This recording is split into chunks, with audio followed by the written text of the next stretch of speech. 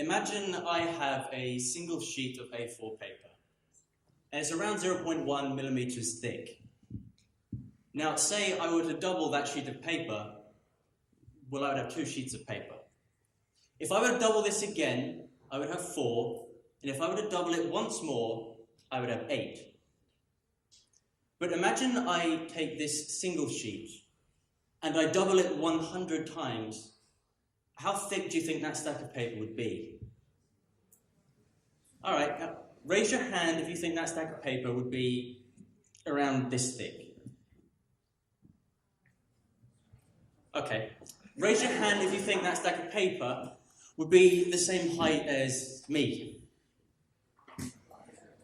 Okay. Now raise your hand if you think that stack of paper would be the same height as this building. All right, a few of you. Well, if you raised your hands for any of those, then you're wrong. See, this is known as exponential growth. So not only would that stack of paper surpass the height of the Empire State Building, the distance from here to the moon and back, and the circumference of the entire solar system, but in fact that stack of paper would be able to wrap around the entire Milky Way galaxy 53,000 times. To travel from one end of that stack of paper to the other would take you 13.5 billion light years. Okay, let's try something else. Now, instead of using a piece of paper, imagine that we use a cell, a single body cell. And now, using the same logic as before, that the number of cells will grow exponentially with each cell division, we can work out that after only 33 stages of replication, you would have more cells than human beings on planet Earth. Right, where am I going with all of this? Imagine that that cell that we started with had a fault, a mistake, a mutation. Something wrong within the genetic makeup of that individual cell. And this fault were to get passed on from the first generation of cells onto the second. And then the second generation passed it onto the third, and the third onto the fourth, and the fourth onto the fifth, and so on. Say this mutation were responsible for the cell's ability to regulate its reproduction. In other words, causing that cell to begin to divide rapidly and uncontrollably. Now, rather like this one, a cell of my own developed this mutation, one in which led to the very unexpected news that I had cancer. I was in the middle of a biology lesson just over 2.5 years ago when I found out. My parents had come into school and they brought me out of the class and they told me the news. They told me that the toughest mountain I was ever going to climb was suddenly right in front of me. And I just want to share with you all about how I found my way to the top.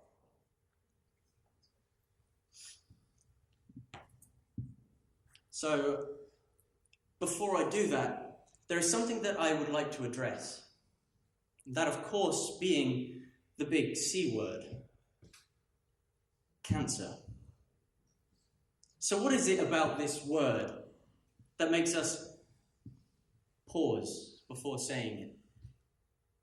Makes us feel uncomfortable to say out loud? Makes us whisper it? Avoid using it? Why is it we don't treat this disease like any other? Have you ever wondered why we do that? Well, it's obvious, isn't it? It's because we associate cancer with death, right? Well, you see, that is not always the case anymore. And in fact, it's becoming less and less so. I, for one, am standing here before you today, and I can even say with complete confidence that cancer has not only made me a better person, but a stronger person as well. You know, the word cancer itself is universally recognized wherever you go around the world. And yet, if I had said the word osteosarcoma, most of you would have no idea what I'm talking about. So again, I present to you this question: why are we afraid of the word cancer? Is it because we are afraid? Do we think we might upset the person who we're talking to, who has suffered with it? Or do we just simply not know enough about it? Well, that's my question to you. Why are we afraid of the word cancer? I'm not looking for an answer. I just want you to have a think about it. Perhaps even do a little bit of your own research into it. And I think you might be quite interested in what you find. A close friend of mine once told me that the first step to overcoming a major trauma such as cancer is to be able to say it. And secondly, is to be able to talk about it. So don't pity me. I'm not afraid of cancer.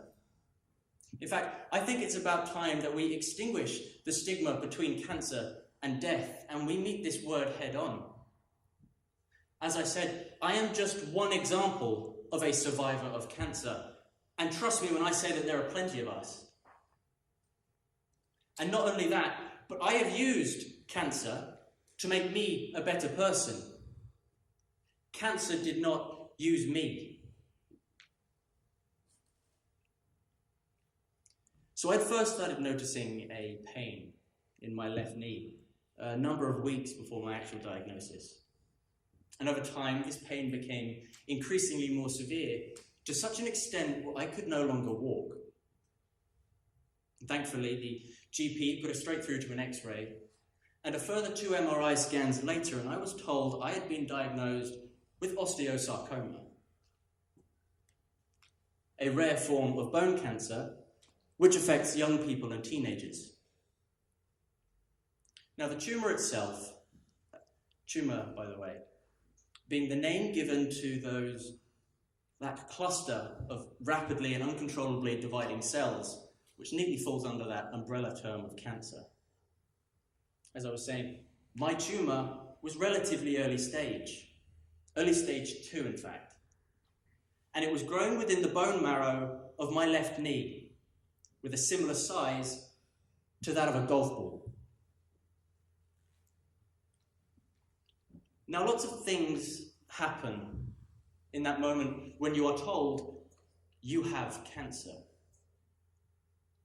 All of a sudden you become flooded with all these different thoughts and feelings and emotions all at once. And so it's very difficult to specifically recall how I felt in that moment. But I'm going to give it a go for you anyway.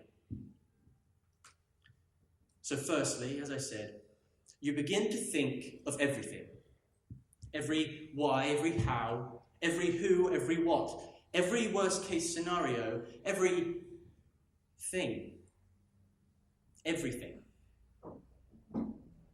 And then, in an instant, you begin to think of nothing. Like having a mind blank before an exam, which we all had before. However, in this case, you don't even know where to begin. And so you don't. And then you begin to think normally again. Or at least more normally, or more clearly, rather. You see, before knowing you have cancer, it's like you have all these different pathways in front of you, right? And they're all mapped out, each leading to a different goal, or to a different dream. And in the distance, there is these blurry lights at the end of each one, and that you're constantly working towards. And then as soon as you are diagnosed, this mound starts to rise up in front of you. And it blocks your view and obstructs your pathways. And as it starts to rise higher and higher in front of you, before you know it, you are faced with a mountain.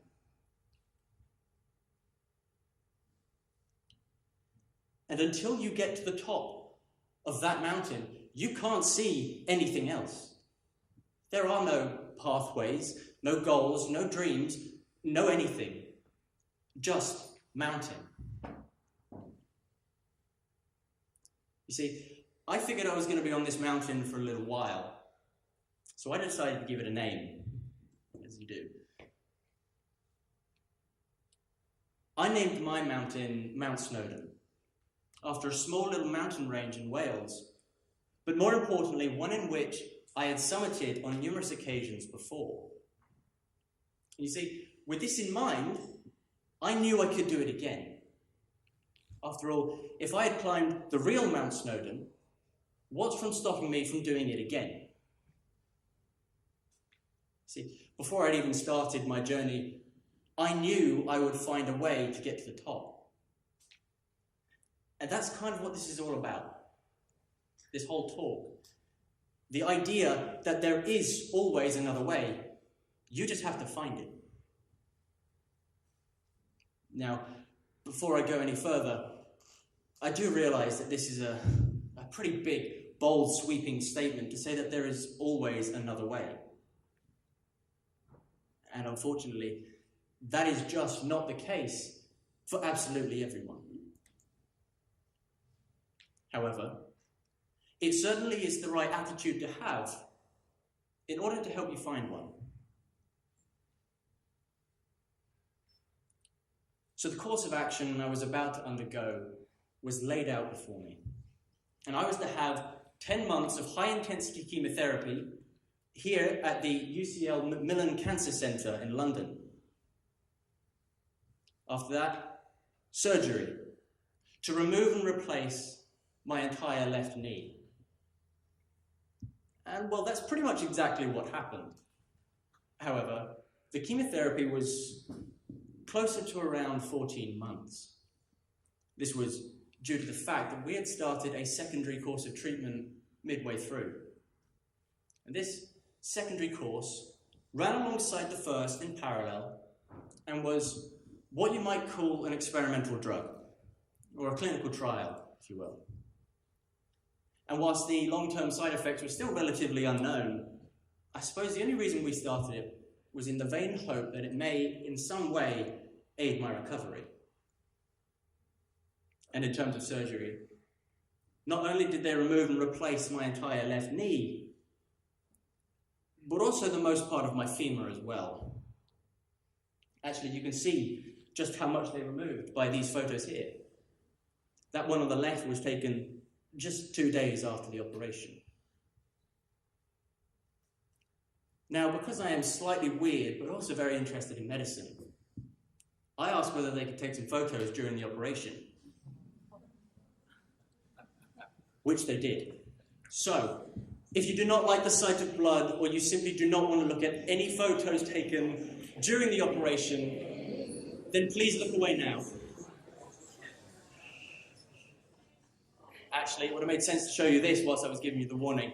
But now that you've had a taste of what they look like, this is your final chance. Okay, that one there on the left was the femur that I was telling you about. And as you can see, it's around 14 centimeters in length. Next up is the gruesome one.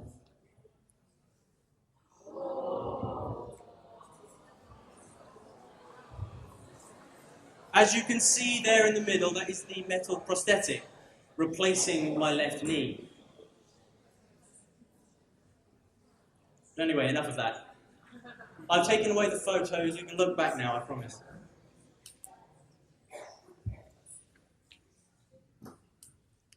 Now, the worst part for me was the chemotherapy.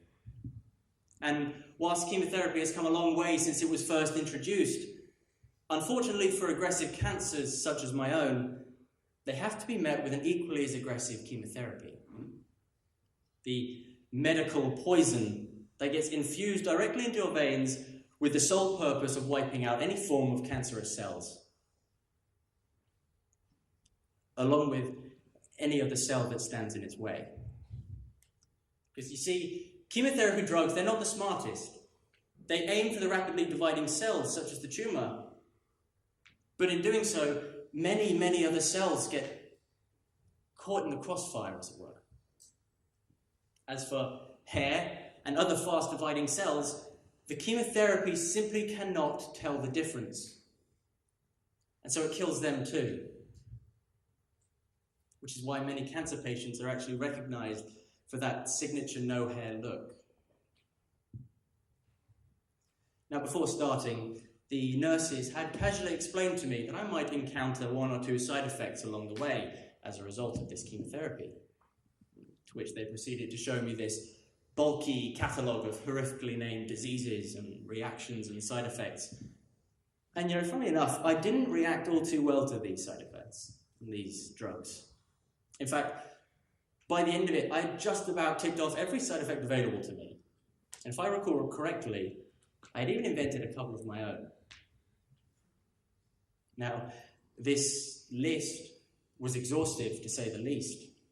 From persistent nausea and vomiting to my arch nemesis, mucositis. Mucositis, by the way, it's probably best described actually as the collection of severe ulcers ranging throughout one's digestive tract.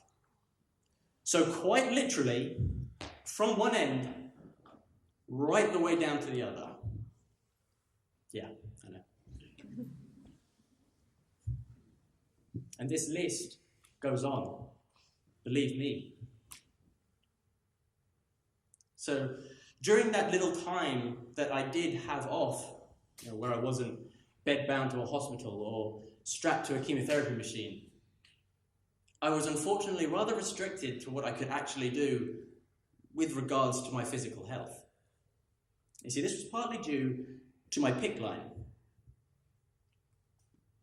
Now, PICC line, by the way, is a long, thin tube that allows the chemotherapy to be directly infused into your bloodstream, rather. And it saves you from having to be stabbed with a needle every single time you go back in for a round of chemo. Now, in case you're wondering what a PICC line looks like, and well, even if that's not what you're wondering, I'm going to show you anyway. Here is my one.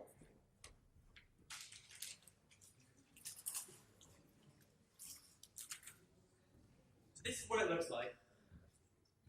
That's the long thin tube I was telling you about. This bit here would get threaded into a vein deep in this arm, and all the way up, over the shoulder, down past the neck, and would finish right about here on the outside of my heart. This bit here would sit on the outside of my arm and was taped down with a bandage. This is where the chemotherapy was infused. And actually, those of you who have paid attention will realize this isn't actually a PICC line, this is an IV, which is very similar.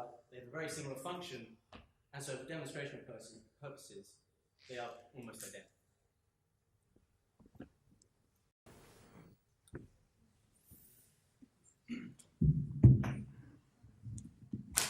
Now, this PICC line was a lifesaver. It really was. However, what it meant was that I was unable to do any form of strenuous activity with my upper body in case the line were to rupture or to damage the vein that it was sitting in. So this PICC line, coupled with the new knee, the need for crutches, and the side effects from chemotherapy, narrowed down what I could actually do quite substantially. I couldn't swim. I couldn't do any form of training. I couldn't even walk, let alone go out for a run. But there was one thing worse than all of this, and that one thing came in the form of a sentence. A sentence which I had heard time and time again from lots of different people. A sentence which 90% of the time always started with the words, "You won't be able to do this anymore." Or, "You won't be able to do that." And any time something that I was passionate about crept its way into that sentence, I became more and more determined to find a way to make it happen. Something that I learned very, very quickly from this moment forward was that with any obstacle in life that stands between you and something that you love or something that you are passionate about, that it's not about changing what you do, but rather how you do it. Because obstacles, they are like hurdles. They don't change the premise of the race, because at the end of the day, it's still A to B, start to finish, or base to summit. They only change how you get there. So now, let's fast forward to September 2017. By this point, now 6 months since the last round of chemotherapy, and I'm back in the swimming pool. And granted, I may not be swimming in the same way that I was before, but the fact of the matter is that I'm still swimming. For the past 3 years now, I have been a keen student training in a military self-defense known as Krav Maga. And this was something that I was told I wouldn't be able to continue doing. And yet, here I am, post-treatment, and I still am. Again, sure, my knee may restrict me in some physical ways, but together we have engineered a new format to my training. One in which allows me to focus on aspects that I can achieve without putting risk to my knee. Walking. Something that, at times, I was truly doubtful that I would ever be able to do normally ever again. And yet, last year, I completed a 10K survival challenge for Teenage Cancer Trust. And a few weeks before that, the 7K school cross-country. And better yet, I ran that 10K survival challenge, and I even ran the final stretch of that cross-country, which, for those of you who don't know, is a steep 100-meter hill sprint to the finish line. And with the help of a few friends who were physically there to support me, I was able to cross the line. And I owe a huge deal to them for helping me find what I was actually capable of achieving. Because prior to that experience, I had just about given up on the thought of ever being able to run. The point of all of this was, of course, that there was another way. I didn't see it at first, but sure enough, I found it in the end. And so if anyone ever tries to tell you that you can't do something, just know that it's because they haven't found a way that says you can.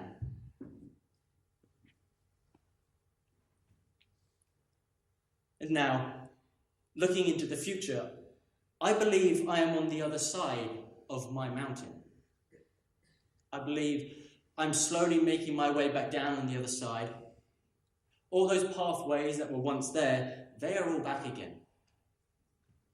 And with my entire life just waiting to be resumed, I'm finally free to push forward, to move on.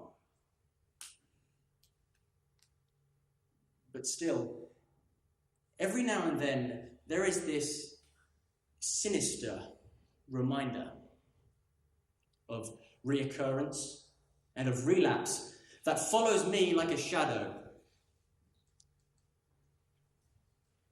And every single time I go back in for a scan or for a checkup, it forces its way to the front of my mind. And honestly, I think I am yet to discover my way of coping with this. After all, there is not a lot that I can do. I literally have no control over whether it comes back or whether it does not. And this in itself is almost more daunting and difficult to cope with than having control over it in the first place.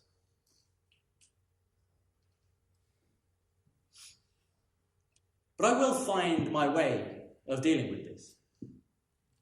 I may have to search a little bit longer. That might take some time. But know that I will find it. And I'll tell you what, it certainly doesn't help sitting around in a waiting room for a number of hours, surrounded by these unpleasant reminders just to hear from a doctor about a recent scan or a checkup. Which actually brings me nicely onto a concept that I ought to explain to you all. See, I call it hospital time. Now, I don't know what it's like for you guys over here, but if any of you have had the great pleasure of going to a hospital in the UK, you'll know exactly what I'm talking about. Right, so over here you have your ordinary civil time, right? And next to that, you've got your universal time, yeah? And then somewhere way, way over here, you have hospital time, right? Now, hospital time passes by much slower than any other form of time. It's so much so, even being in the general vicinity of a hospital will distort time for you as you know it. So similarly to a black hole, thinking about it, the closer you are, the slower time passes. 20 minutes of hospital time, 4 hours of normal time. And it's just something that you sort of pick up when you spend a lot of time around a hospital. Now, while I was writing this talk, I was actually quite surprised about how much I had learned about myself that I probably wouldn't have discovered otherwise. After all, this was finally a chance for me to consolidate and process everything that I had been through. I'll give you an example to show you what I mean by this. Let's take the times where I was suffering with severe mucositis. Remember those ulcers that I was telling you about? Well, because I would have so many of these ulcers in my mouth and in my throat at any given moment in time, it meant that I was completely unable to talk, unable to communicate. And this was daunting. I felt somewhat cut off from others around me. And frankly, this was just lonely. Imagine being on one side of a glass wall and seeing everyone that you love on the other side, but no matter how hard that you try, you can't reach out to them. I put up with this feeling for a long, long time. And when I came back to school, I had what I believe to be a spontaneous desire to go out and learn British Sign Language. Bizarre, right? Or was it? You see, I truly believe that this idea came to me from out of nowhere. And while I was writing this talk, I recalled all of those times where I felt lonely and isolated. And it got me thinking, and I realized all of a sudden that the reason I felt this way was because I could not communicate. I couldn't talk with people around me, and this made me feel somewhat cut off from the world. But what community of people do you think suffer with this exact same problem? The same isolation or the same disconnection? Well, I'll tell you who it is. It's the deaf community. You know, 1 in 6 of us are already suffering with some form of hearing loss. And in 2017, 120,000 people became profoundly deaf overnight in the UK alone. And subconsciously, I think the reason I wanted to learn sign language was because I didn't want anyone else to feel the same isolation that I felt. You see, the psychology of why we do things is truly fascinating. And now that I know where this sudden desire to go and self-learn and teach sign language came from, I realized that I couldn't be doing it for any other reason. I believe that at some stage in everyone's life, we are all faced with our own Mount Snowdon. Whether it be a life-threatening disease or a midlife crisis, we all have to climb it at some point. I believe I've already climbed my mountain. I believe I've stood at the summit and planted a flag that says, I found a way. But of course, this is only a metaphor for how I actually felt. And so to bring this metaphor to life, I decided to climb the real Mount Snowdon. And I stood at the summit and I physically planted this flag that says I found a way. Thank you.